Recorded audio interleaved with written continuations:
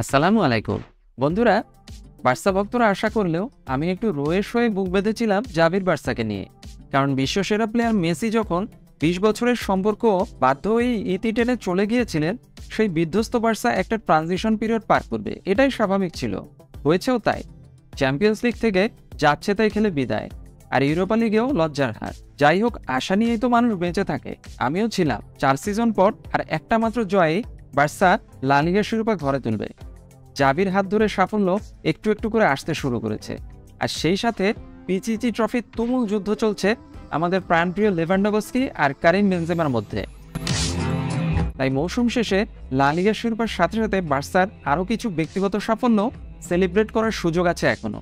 এই যেমন Marc Andre টের স্টেগার নিশ্চিতভাবে জামোরা ট্রফি জিততে যাচ্ছেন এই সিজনে, সবথেকে কম গোল কনসিড করার কারণে, সবচেয়ে বেশি ক্লিন শিট রাখার কারণে। অন্যদিকে নিজের নামের পাশে প্রথম সিজনেই এখন পর্যন্ত 19 গোল নিয়ে পিচিচি ট্রফির দিকে দৌড়াচ্ছেন আমাদের লেভানডোভস্কি। তার ঠিক পিছনেই আছেন 17 গোল নিয়ে পিছু পিছু আসছেন রিয়াল মাদ্রিদ তারকা বেনজেমা। দুজনেরই আর মাত্র 5টি করে গেম বাকি আছে। চলুন দেখে নেই তাদের দুজনের হাতে যে কটা ম্যাচ বাকি আছে সেগুলোর ডিটেলস। বার্সেলোনার নেক্সট ম্যাচ হচ্ছে এসপানিওলের সাথে, সেটি হতে যাচ্ছে একটি অ্যাওয়ে ম্যাচ এসপানিওলের মাঠে। লেভানডোভস্কির এর পরের ম্যাচটি হচ্ছে হোম ম্যাচ রিয়াল সোসিয়েদাদের সাথে ক্যাম্প নুতে। লেভানডোভস্কি তার পরের ম্যাচ খেলবেন রিয়াল ভায়াদোলিদের সাথে অ্যাওয়ে ম্যাচ। এর ঠিক পরপরই লেভানডোভস্কি মায়োর্কা ম্যাচ খেলবে ক্যাম্প নুতে হোম ম্যাচ, প্রতিপক্ষ মায়োর্কা।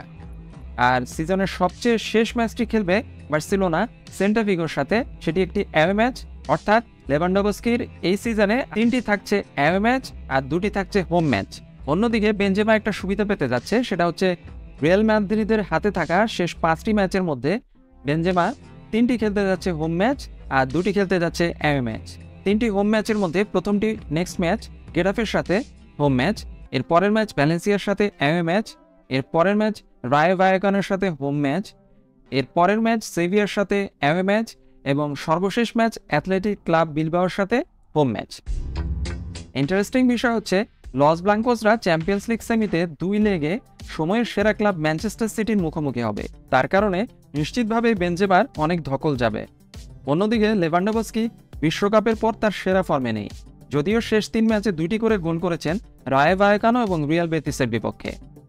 উল্লেখযোগ্য বিষয় হচ্ছে যদি সিজনের শেষে দুজনেরই গোল সংখ্যা সমান হয়ে যায়, তবে লেভানডোভস্কি পিচিচি ট্রফি জিতে যাবে, কারণ পেনাল্টি গোলগুলো কাউন্ট হবে না। লেভানডোভস্কি একটাও পেনাল্টি গোল পায়নি এই সিজনে, অন্যদিকে বেনজেমা 6টি পেনাল্টি গোল করেছে। আমরা বার্সা ভক্তরা সবাই আশা করব যাতে লেভানডোভস্কি এই সিজনে পিচিচি ট্রফিটি জিততে পারে। প্রথম সিজনের জন্য সেটি হবে অনেক বড় একটা পাওনা।